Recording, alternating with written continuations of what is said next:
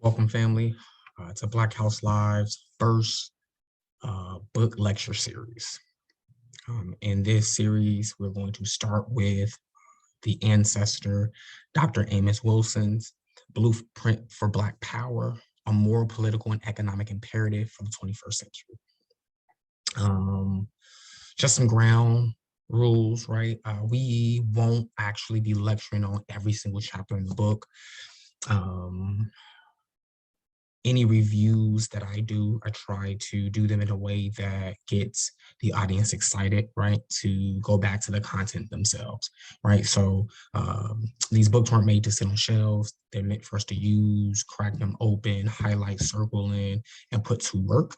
And so hopefully the chapters that I'm going to select to review will be juicy enough, spicy enough, right? That encourage you to go back, purchase this book, do your own research, and get to work. All right. We're going to start with a brief introduction of who Dr. Amos Wilson was, and then we will transition into chapter 1, what is power? Dr. Amos Wilson is an African-American psychologist and Pan-African thinker. And so as an African psychologist, he concerned himself with the psychosocial, cultural, economic developments, right, of African people wherever they found themselves in the diaspora. He authored dozens of books, right, that looked at, right, the development of children, that looked at a lot of the self defeating activities that we fall into. He's analyzed, the economic new world order that African people will need to step into, right, in order to actualize our power. He has written on the whole gamut of social sciences and how it impacts the African throughout the diaspora, right? And so we are going to highlight some of those contributions in the scholarship with the hopes of building, right, off of the work and scholarship of Dr. Amos Wilson, continuing in this legacy, right, and keeping the legacy of Dr. Amos Wilson alive. Let's jump right into it. What is power? Throughout this chapter, I would argue that Dr. Amos Wilson provides working definitions of power, right? Yet he settles on some very concrete examples. And so what he says is that power is like a chameleon. It takes on the texture of the environment. So power doesn't exist in and of itself, right? It is a byproduct of the individuals, right, and groups of a particular environment. And he says that to be powerless, right, are those individuals who have no will, who are impotent and lifeless. And those things can be interpreted as individuals or groups who do not possess the ability, right, to potently create life where life did not exist. And that life can be ideas, it can be new organizations, right? It can be new solutions, right? The powerless are those individuals who do not have the ability to create those things, right, where they did not exist previously. And so what we have to ask ourselves as a community, as a national, as a local, as an international community, what is the will of the Black community, or what is the will of the African community? According to Dr. Wilson, he says that power can be utilized to achieve personal, social, and political material ends if appropriately developed and organized and applied. And so then the question has to be whether power is, working towards a beneficial end or it's working in a harmful end, right? And so it all really depends on what we are trying to do. Are we trying to build power just so that certain individuals possess it, right? And that there's only individual wealth floating through the community, right? Are we trying to build power in a way that socially, politically, and materially, the community, the collective is able to benefit from this, right? The point being here is that as a community, again, locally, nationally, internationally, we must be planning, organizing, and applying strategic and tactical approaches, right, to acquiring and sustaining power. This isn't something that we're just going to do in 1 year, 5 years, right? And all the work is done, and now we have the power that we're going to need to sustain us for the next 200 years. This has to be a constant concerted effort, right, on several levels. And Dr. Amos Wilson will speak to those. Dr. Amos Wilson argues that some of the ways that oppressed people, Black people, have viewed power, it has been a byproduct of the ways in which we have seen it displayed and demonstrated by others. And so, according to Dr. Wilson, the oppressed and downtrodden have been traumatized by the abuse of power by their powerful oppressors. And they've often come to perceive power itself as inherently evil, right? And by that nature, it's corrupting and therefore something to be eschewed, denied, and renounced. And so Dr. Amos Wilson says that because Black people and other oppressed groups of people have seen the abusers of power manipulating power, right? We shun power, we run from it, we don't attempt to acquire it because we deem it problematic, we deem it evil.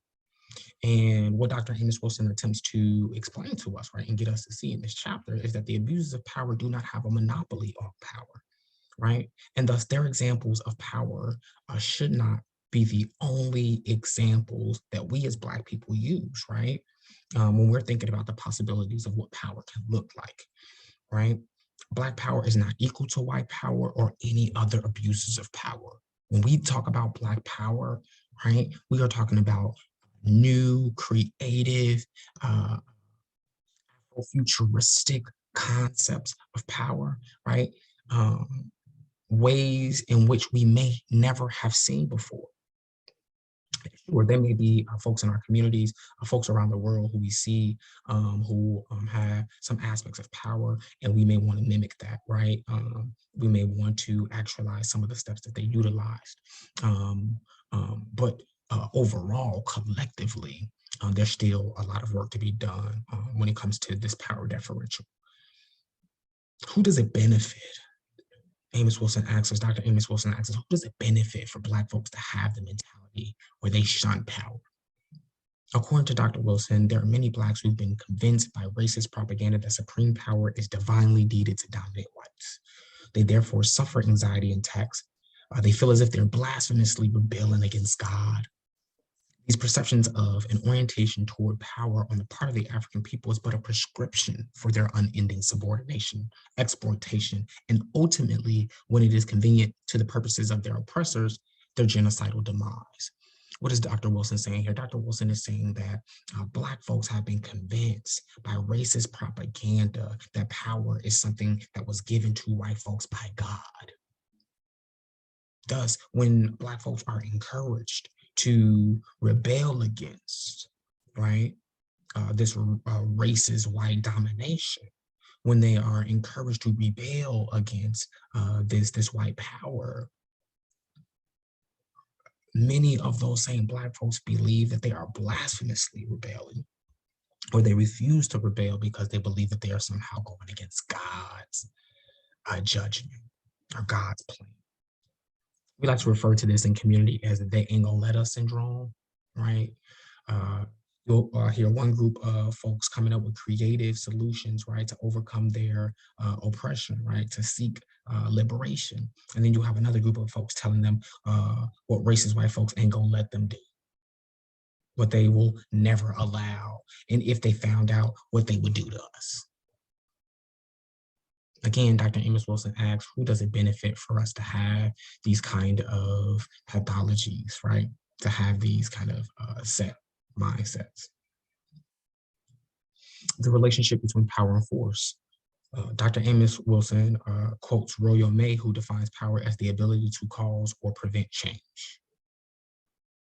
Power is the ability to cause or to prevent change, right? So a person possessing power has the power to, right, and the power over. And so it really depends on which side of this relationship you are a part of, right? Do you have the power to do something, or you have the power over somebody? So power is causal, preventing and causing certain circumstances. We recognize that oppressed people, right, are folks who are looking for change. They want to cause change, right? And you recognize that the abusers of power are folks who want to prevent change. They need the status quo to remain the way that it is, right? So power over, it emphasizes the use of power by one person or group to constrain or restrict the possibilities or options of another person or group, right? who in society currently possesses the power to constrain or restrict the possibilities of another person or another group. Those are the ways in which we have to start. Those are the metrics that we have to use to start to gauge what power is. Foolishly, we just assume that whoever has the most money, right, are the individuals with the most power in society. But Dr. Amos Wilson is trying to get us to look at and analyze the situation a little bit more critical than that, right? So force, Dr. Wilson says power as force is the exercise of biological and physical means to prevent another person or group from doing what he or it prefers to do. The force utilized may involve the infliction of bodily pain or injury, including the destruction of life itself and the frustration of basic biological needs, right? So the force could be the infliction of bodily pain or injury. It could not be, right? There's direct force, there's indirect force. Force can be used indirectly and directly, right? As Wilson describes as the ability to inhibit or destroy another person or group's ability to develop and mobilize his or her human and material resources, right? And so we're going to look at and talk about further. Dr. Amos Wilson gets us to understand what indirect and direct force is, right? But this force is being used biologically and physically to prevent this group from doing what they want to do. So indirect force or instrumental force. This is force that is used to limit or eliminate the subordinate individual group's capacity to act in certain ways. The power group wants to prevent this potential group, right, from organizing against them. They want to prevent them from writing posts on social media that's going to grab eyes and hearts and minds, right? So what they may do then, right, those abuses of power, the dominant group, they will use indirect force to limit or eliminate that group's capacity to act in that way. So according to Wilson, in so-called advanced societies like the United States, force is more likely to be applied as the final persuader or arbiter, right? There's all these other mechanisms and tactics and strategies that the dominant group or the abusers of power will try to use initially before they get to force. Force is usually and typically the last resort. And the reason that direct force is usually the last resort is that it is often socially, economically, and materially costly to exert and maintain. The use of bombs, the use of guns, the use of weapons, right? Police officers knocking heads, shooting and killing folks. That's a lot of court cases, right? That's a lot of time wrapped up, right? In investigating and all of those things of that nature, right? And so there's other mechanisms that are being utilized and have been utilized, right, for the last 10, 20, 30, 40, 50 years, right, to get around the dominant group and the abusers of power of always having to solely use dominant force, violence, physical. And those alternatives to physical violence, right, that physical force, Dr. Amos Wilson describes as psychic force. Dr. Amos Wilson says there's a force differential that needs to be accounted for and neutralized. And what he's saying is that the dominant group, white folks, disproportionately are able to utilize force and use force in society, while all other groups of people do not use force in the same ways that white folks do. And that has to be neutralized. Again, white folks do not have a monopoly on force, or they should not have a monopoly on force. So Dr. Amos Wilson defines psychic violence, right, as the most powerful obstacle against the liberation of African people. It is their ability to engage in unrelenting psychopolitical violence against the collective African psyche. Wilson argues it is the white monopoly on psychic violence and their devastatingly ingenious use of it against the minds of African people, which represents the greatest threat to African survival. So it is not even a lot of times the actual use of physical violence. Psychic violence is the threat of that dominant group using that violence.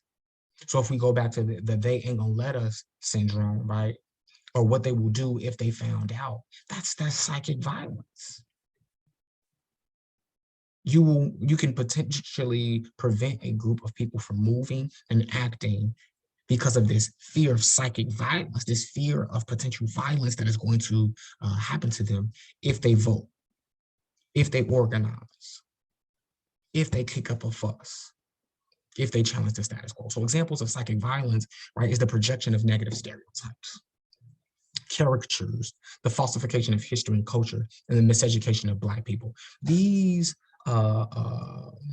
instruments of force can be utilized instead of always using violence, right? Instead of lynching and burning and raping, right? The things that happened on the slave plantation. That same system of white dominance had to learn, right, more innovative ways of controlling, manipulating, right, Black and oppressed people. And so these were some of the ways that they did it. Dr. Amos Wilson argues that there has to be a force differential. White folks don't have a monopoly on using these types of tactics. And thus, as a way to defend ourselves, we as oppressed people the world over have to learn how to use psychic violence to our own advantages to fight back. All right? This is what I get from Dr. Amos Wilson. What is coercion? What does it mean to be coerced? And how can coercion be used as power? According to Dr. Wilson, this is defined as the instrumental use of force or the threatened use of force, right? So psychic violence is a coercion. Psychic violence can be used to coerce Black people, oppressed people into doing something or not doing something. Right? So it's the instrumental use of force or the threatened use of force by the power holder to attain the compliance of another. Coercion is only powerful. It is only useful if you are able to get the subject group to comply. According to Wilson, the coercive power of the power holder may rest significantly less or not at all on his actual capacity to harm the subject, but may rest more or less, right, completely on the subordinate subject's belief that the power holder can do so. These white folks may not even possess the power. They may not even have any weapons, right? They may not even have any power.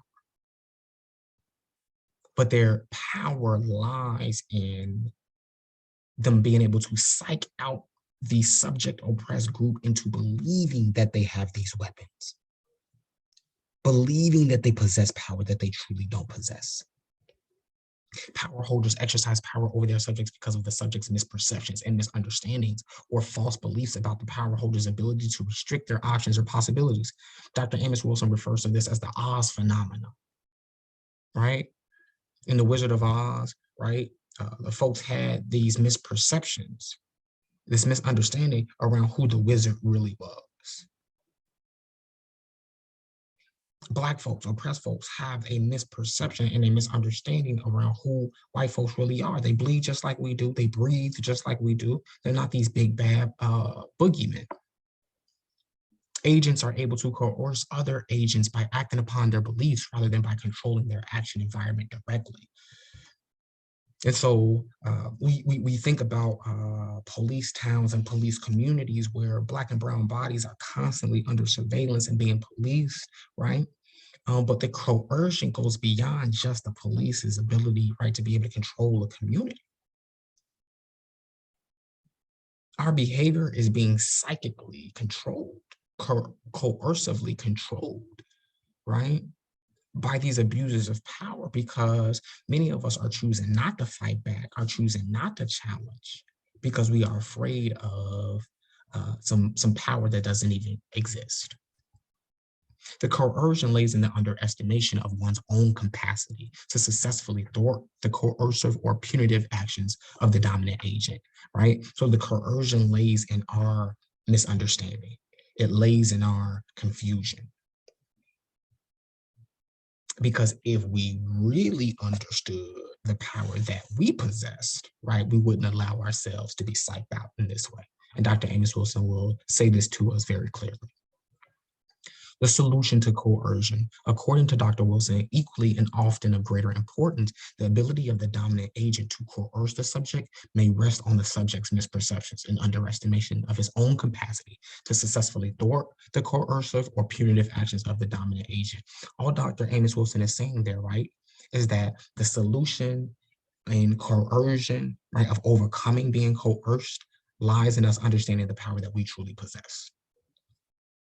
These folks are not as powerful as we think they are. Wilson wants us to understand, and he makes it very clear, we are not arguing here that white power is purely delusional or does not contain truly lethal actualities. We recognize that white violence happens. We recognize, right, that white power exists, that they've been killing Black and brown people, right, with impunity for centuries. However, what is being argued here is that if Black Americans and Africans the world over do not permit themselves to be psyched out and tricked by white power and aspects of white racist propaganda, then we will then recognize that all of this can be, this stuff can be neutralized. If we work together, we can neutralize, right, those white lethal actualities. But by staying isolated and individualized, we allow ourselves to be psyched out, tricked, and intimidated, right, by white power. Dr. Wilson argues that there's some productivity in coercion, right? It produces action on the part of the subordinate subject. The oppressed group will now act in a certain type of way, right? Or not act in a certain type of way because they've been coerced by that psychic threat of violence. It is the most effective form of power given that it gets the subject to act in a desired manner. We don't have to use any violence, right? We don't have to use any bombs. We didn't have to go to war.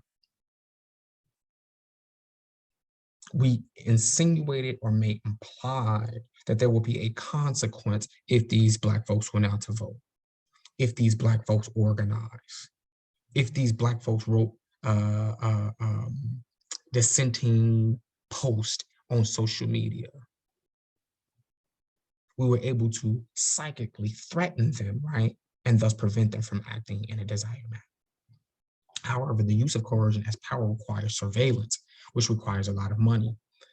So in order to ensure that subordinated group is doing what you want them to do, you have to constantly have them under surveillance, watching them, right? Or having your minions watch them.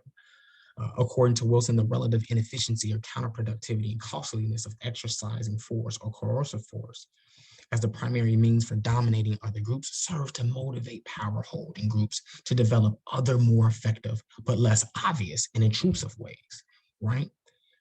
Dr. Amos Wilson argues that controlling all of these oppressed groups of people, watching them, surveilling them, and ensuring that these folks are moving in a desired way for the status quo, because that is really expensive, the dominant groups and the abusers of power have now had to come up with more effective and less obvious intrusive ways of exercising coercive force. And so today in 2020, oppressed people may be being coerced to do things and adopting behaviors that they don't even know they're being forced to adopt and thinking that they're doing it on their own volition. But it is really these new, innovative, but less obvious ways of coercion. Other forms of power are utilized to hide the coercive and exploitative actions of power holders. Let's get into them. Some of the solutions to that, real quick, according to Dr. Wilson, we must utilize our own analytical, critical, perceptive, and creative capacities to see through and subvert the hidden coercive machinations and intentions of those in power, right? But Dr. Amos Wilson is saying to us, right, we need our own think tanks, our own groups of folks that are sitting around analyzing and critiquing the problems of the day. We can't simply just quote the New York Times. We can't simply just quote the talking heads on television, MSNBC and CNN. These groups, these organizations, and these machines are not actually created with the intentions of solving, right, the problems that Black, brown, and oppressed groups of people this world over are facing. Thus, we have to create those mechanisms for ourselves, all right, to ensure that we're not being coerced, to ensure that we're not being psyched into doing something for some other group. We understand that these machines are working toward our ends and our solutions. How do we neutralize white power? According to Dr. Amos Wilson, we are not arguing here that white power is purely delusional and does not contain truly lethal actualities. However, we are arguing that if Black Americans and Africans the world over do not permit themselves to be psyched out by white racist propaganda, if they both recognize and actualize their potential to neutralize white power in either its imagined or actual forms, they can by these means neutralize it. Let's stop romanticizing white folks. Stop romanticizing white power. The reason why white violence is where it is in society today, it is because we as oppressed people have not attempted to neutralize it. We want the Supreme Courts to neutralize it, right? We want the Department of Justice to neutralize it. But all those folks work together. And Dr. Amos Wilson is saying that we, Black Americans, we Africans the world over must not allow ourselves to continue to be psyched out. We got to do something about it. Influence as power. Influence as an instrument of power. According to Wilson, influence occurs when a person acts in compliance with the wishes and directions or suggestions of another, based on his sheer positive regard for love and admiration of the other, or based on a desire to please or serve the other because of the other's personal significance to him. Influence is said to be achieved when the subject brings their behavior into compliance with the desired behavior of the power holder, without the power holder using or possessing force, coercion, material rewards, or making appeals to authority. White racist dominant folks in society have been able to influence Black folks into doing their bidding for them, doing their work for them, and have been so good at doing it that Black folks don't even know that they're actually doing the white man's bidding. They think that these missions are their missions. They think these visions are their visions. When in all actuality, your organization, your group, your title was created to serve the functions and the purposes of the status quo. So Dr. Amos Wilson argues that there's two types of influence. There's rational, right, influence, and then there's personal persuasion. He argues that there are multiple types of persuasion, right? There's personal persuasion, but then he also refers to as propagandistic persuasion, right? Propagandistic persuasion. Propagandistic persuasion is through the use of media and other forms of indoctrination techniques. The subject is influenced to accept certain opinions or beliefs, which leads them to think that he is acting in his own interest, when this is really not the case. So we saw during the 2016 elections, right, how Russia and other forces around the world were able to influence the media, influence social media accounts, right, to get folks to support Donald Trump. This wasn't the first time that this happened in our society, right? Dr. Amos Wilson wrote this book long before Donald Trump ever became president. And so propagandistic persuasion had been being utilized throughout our media, right? And not by foreign agents, right? But by domestic agents, influencing subject groups, right, to adopt beliefs about themselves, their own communities, their own fathers, their own mothers,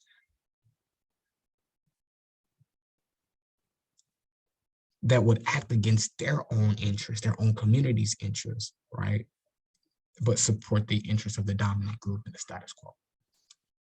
Influence as power. According to Dr. Wilson, influence as power involves the power holder's ability to gain the subordinate subject's voluntary acceptance. Voluntarily just accepting the three strikes law that ended up locking up right? Our fathers, our brothers, our sisters in communities. We just come along accepting these zero tolerance ideologies in our schools. They get our children suspended from school, get our children disproportionately placed in detention and things of that nature, right?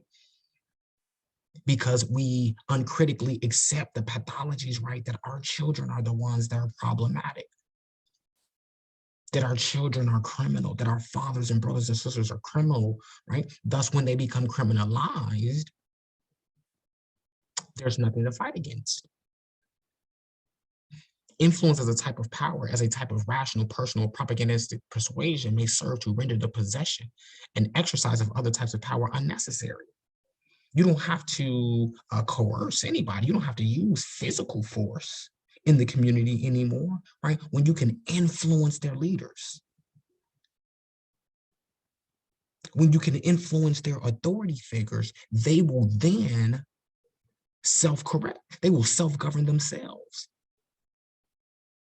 They will follow the racist propaganda themselves. They'll give their children over to us. They'll raise their children up to listen to us, to follow us. The indoctrination becomes voluntary instead of forced. So you'll see how we moved away from, right, talking about force and psychic force, right, to now influence.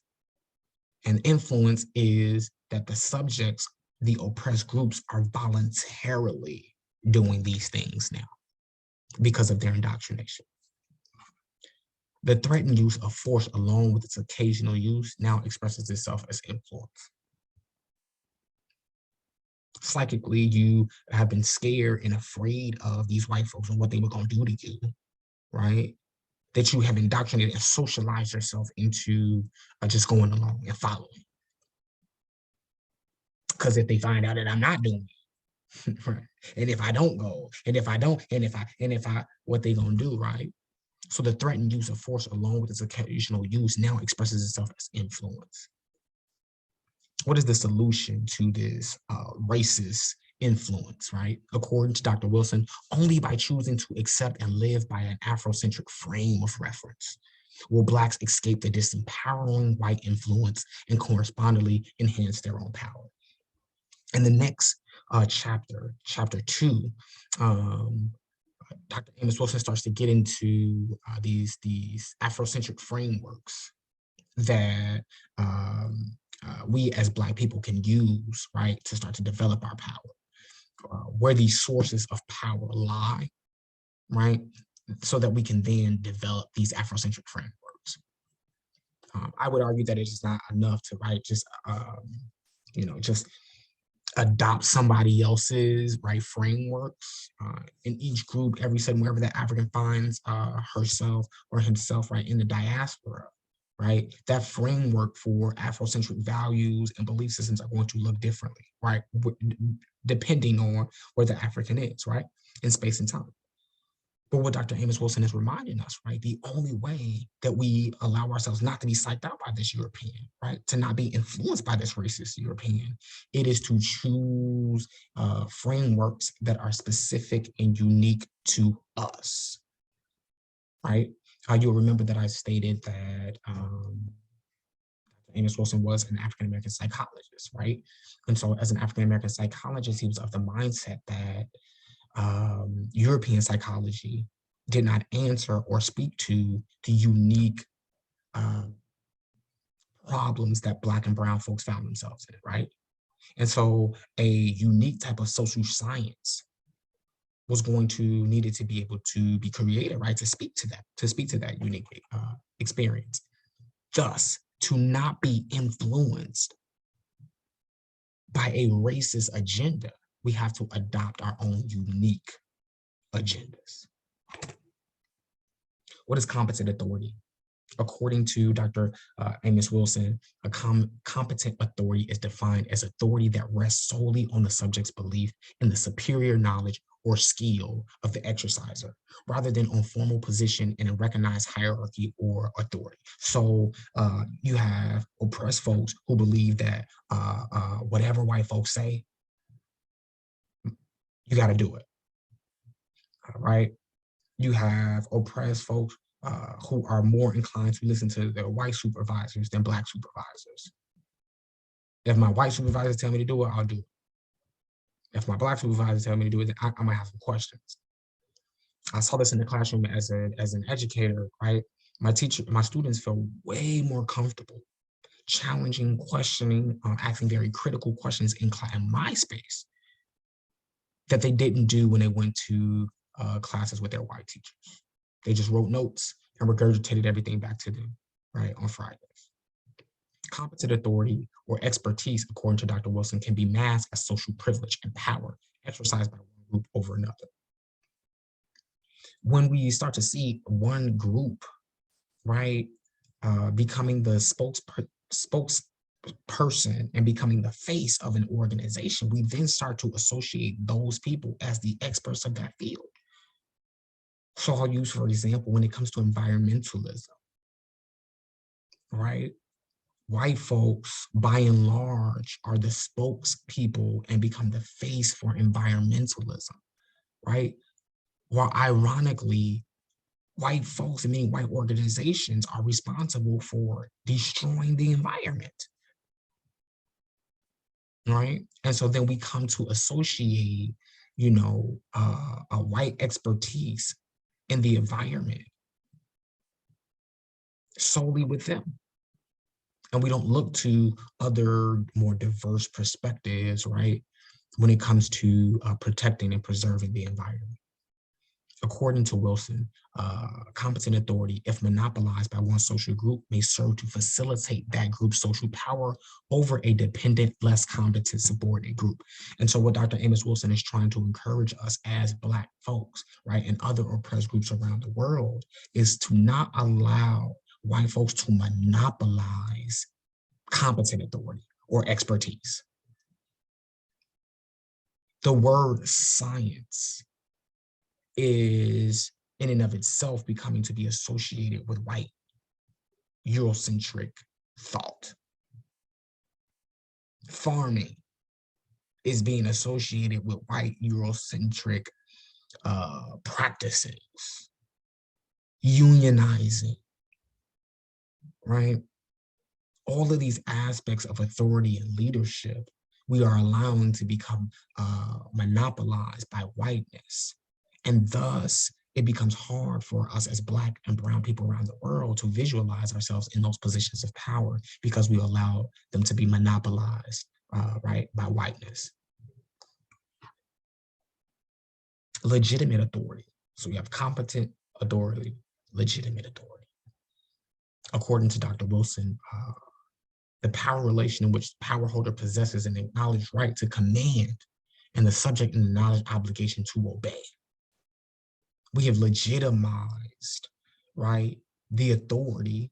We said that this white person is the authority and the expert on the environment. Thus, whatever they tell us to do when it comes to the environment, we have to follow. We don't have any Black experts when it comes to the environment. We don't have any Black experts, right, when it comes to the economy.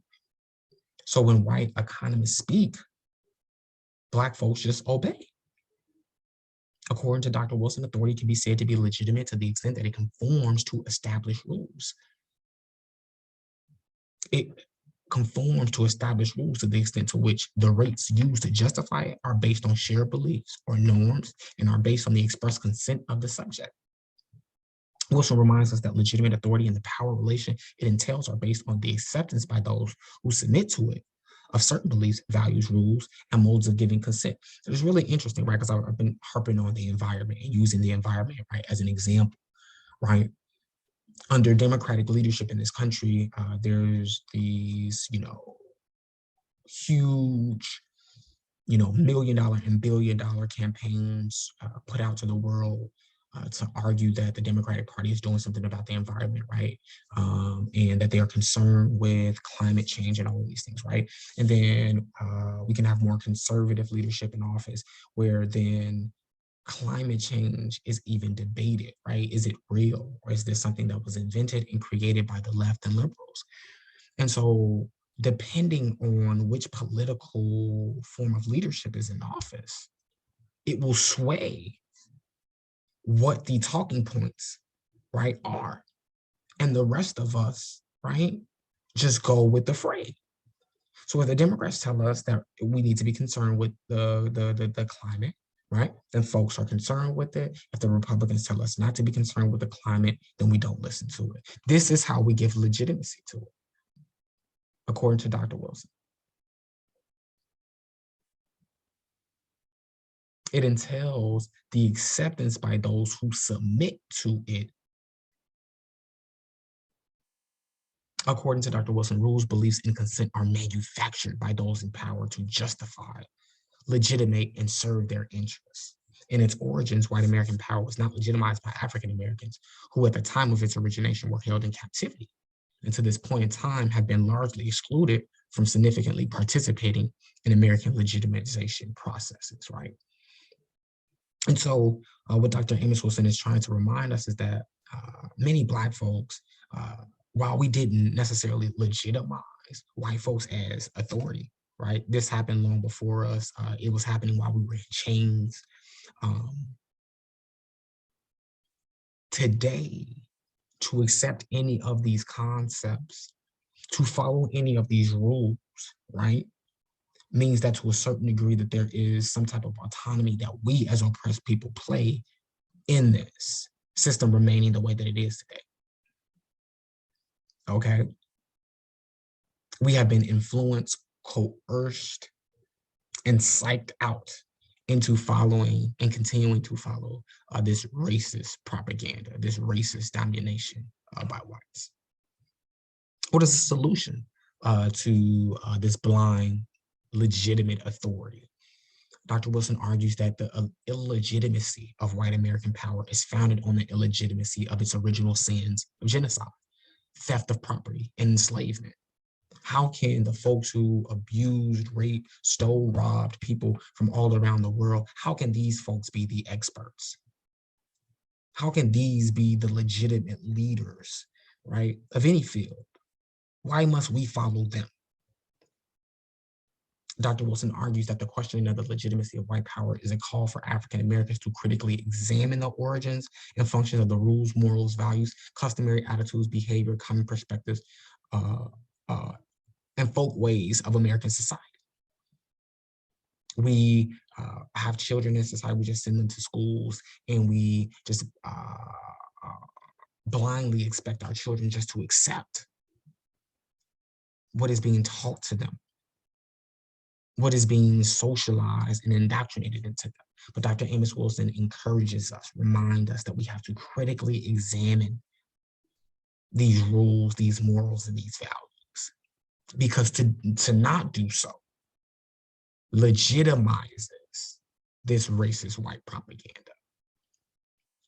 They've been convinced to accept, as a result of white American physical and coercive positions, ideological propaganda and conditioning procedures. We have been coerced into believing whites as being the legitimate leaders, right?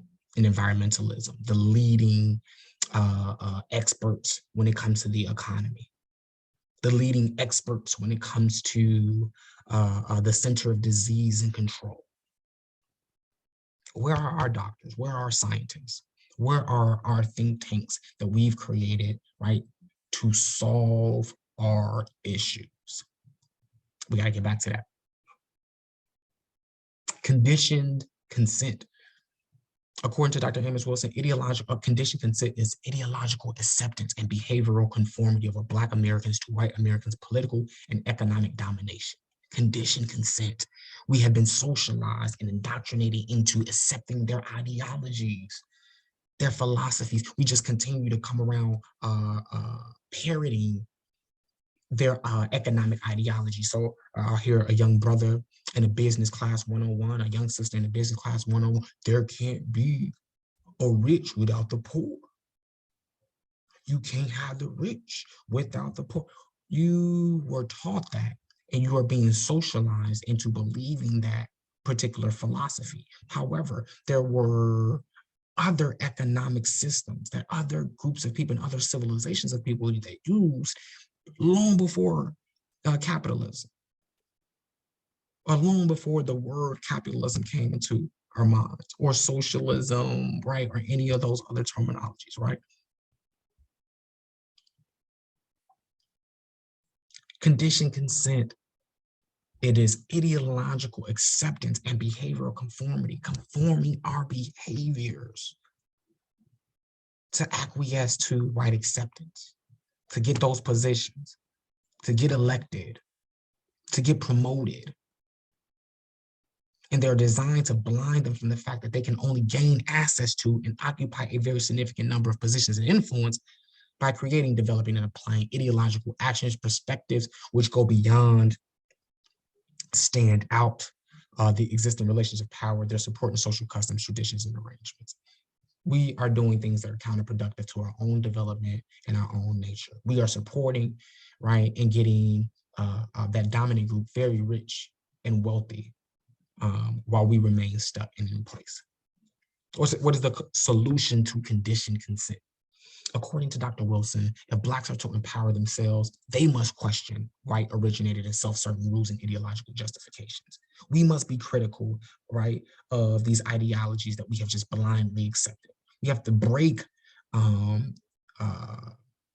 chains with many of these behaviors that we have just accepted, right, to follow. These rules and ideological justifications must be directly challenged or subverted by Blacks in order to enhance and exercise a Black power counter to white power. It's important to understand, right, that there's work that has to be done in order for Black folks to challenge these ideologies that, hey, I didn't even know that I'm being psyched or coerced into believing. Right? Remember, I thought I was doing this stuff on my own. I was coming to these conclusions on my own. And then secondly, how do I replace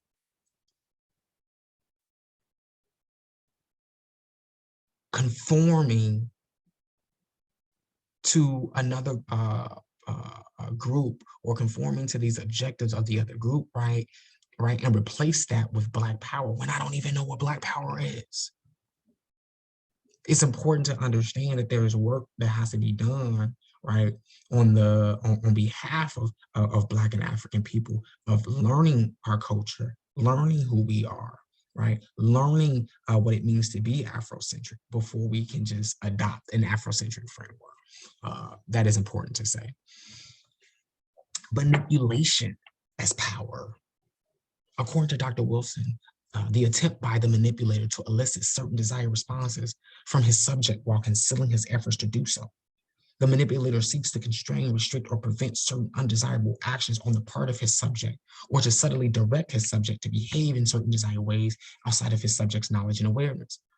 But when Black folks are hired in organizations, right, they believe that they're being hired off their own merit. But what we don't really recognize is that you're being hired to indoctrinate and socialize other Black and brown people, right, into getting with the program, right?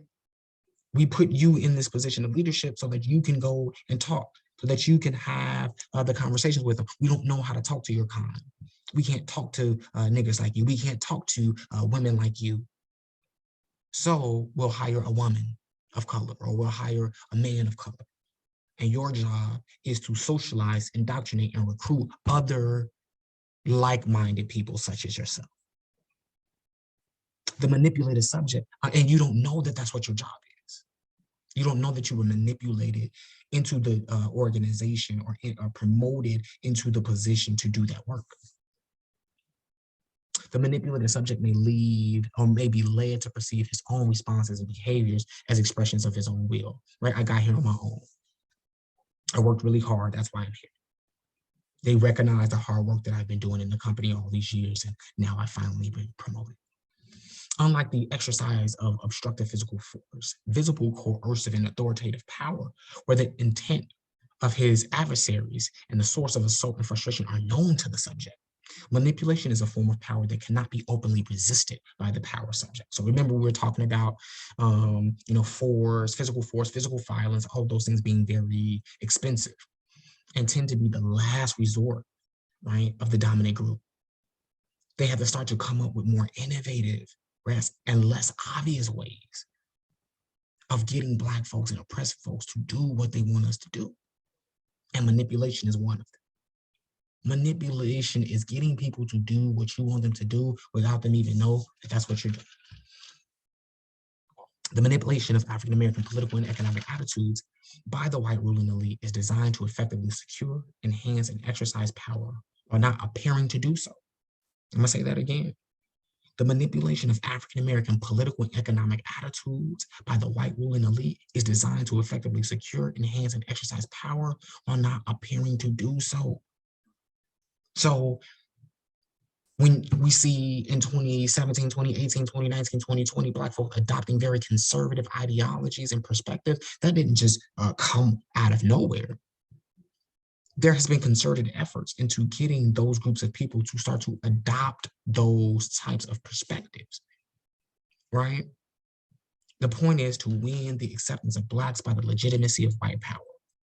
Black folks have been manipulated, right, into accepting white authority as the competent authority, legitimizing their authority as the only expertise, as the only authority that must be followed in society.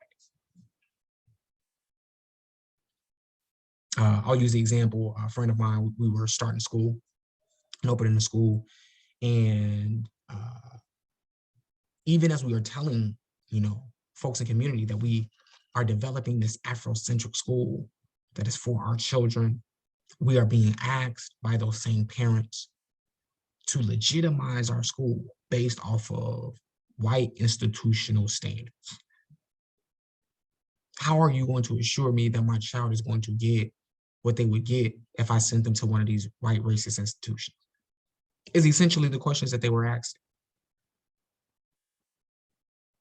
My child isn't going to be left behind, right, and not be on par with these other white racist institutions, are they, if I send them to your school? The point is to win the acceptance of Blacks on the legitimacy of white power. We have legitimized white educational practices. We have legitimized white educational institutions at the expense of delegitimizing Black educational institutions. What is the solution to this white racist manipulation? According to Dr. Wilson, only by basing their behavioral orientation on their own African history, on their own African culture, on their own African values, on their own African interests, on their own African consciousness and identity, can Blacks prevent their behavioral manipulation by self-serving. You must know yourself first in order to prevent being manipulated. If I know what I will never allow myself to do, if I know the level that I will never allow myself to go beneath, then I can't be manipulated.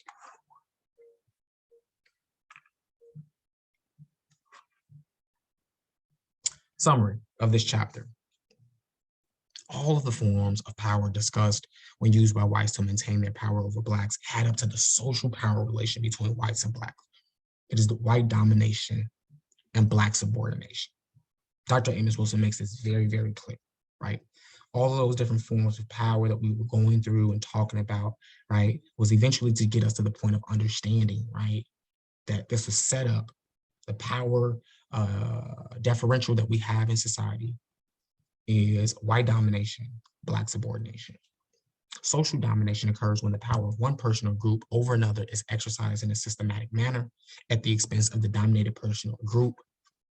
And so we can recognize in our society, right, that a group of powerful elite white folks, right, have control over and exercise a systemic set of power over oppressed Black folks. Wartenberg argues that domination does not refer to a single exercise of power, but to a relationship between two social agents that is constituted by the existence of a power differential between them. So again, we're not just talking about individual acts, right? This person took this away from me. This person has more of this over that person. We are talking about as a group. We're talking numbers, right? So not a single exercise of power, but the relationship between two social agents. When Africans in the Americas and the world over choose to critically examine the received ideas and biased perceptions of reality imposed on them by Europeans and choose to know reality for what it is, to create themselves through gaining a thorough knowledge of self-knowledge of the world. And through studying and acquiring power, they will then have obtained the keys to their own liberation. Dr. Amos Wilson is saying that the keys to our liberation lies in us, right? Falling in love with ourselves, developing values that are unique to us, right? Asking ourselves the questions, what are the problems that are most important to us? And developing a system unique to us to solve those problems. Because if we don't do that, we're going to continue to look outside of ourselves for answers that we're going to continue to keep trying to use and use and use and beating ourselves up against the wall when they do not work. More effective and deeply enduring than physical force or the coercive threat to use it, and in maintaining the domination of white over black, is the long-term use by whites of harshly unrelenting psychic violence against the collective black persona. So even more so than them killing us. And yes, they are killing us. Yes, they continue to kill us. That physical force is used in the increments that it is used in so that they can maintain the psychic violence of our minds, right? That if we dissent, if we argue, if we radicalize, if we organize, that white military force will be used against us, right?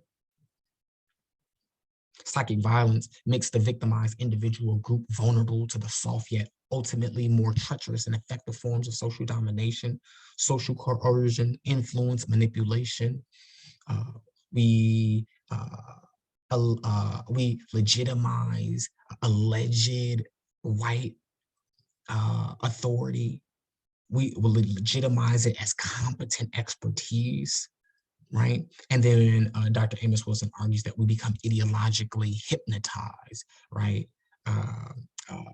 With white theory and white solutions instead of coming up with our own. Nothing less than the healing of the wounds occasioned by white instigated psychic assaults against the collective African mind, body, and spirit can enable African peoples to gain their liberation. There's healing time, y'all. A deep and fundamental transformation of the subordinated African psychic via steadfast acquisition of an African-centered consciousness and identity will provide the social, psychological, and if need be, military power tools for breaking through the imprisoning walls of white supremacy. We're going to get into this in the other chapters, right? Again, of how to develop this Afrocentric framework, how to develop this African-centered consciousness, right? But without us moving toward that, without us knowing that that is the goal, we must replace this foreign identity that we've accepted. We must replace these foreign behaviors and foreign values that we've accepted, right? With a more innate and biological consciousness. In this liberating African-centered consciousness and identity, it must be included an indomitable will to African power. We must commit ourselves to this work daily, right, consistently, right? And as we're birthing our children, we are passing on to them that they too must inherit this struggle as well. This will must be informed by a profound knowledge of the means of acquiring and of exercising of power, as well as the strategic and tactical knowledge of the enemy's power. So while we are constantly working to build, right, on our cultural instruments and sources of power, we're also constantly studying and evaluating and analyzing our enemy's power, right, and where they are in development. If they're developing new tools and new resources and new technology, we need to know what that technology is, and we need to be advancing at the same speed, if not faster. That is the conclusion of chapter 1, what is power, right? Our next lecture is going to be on chapter 2, the sources of power, Thank you, family.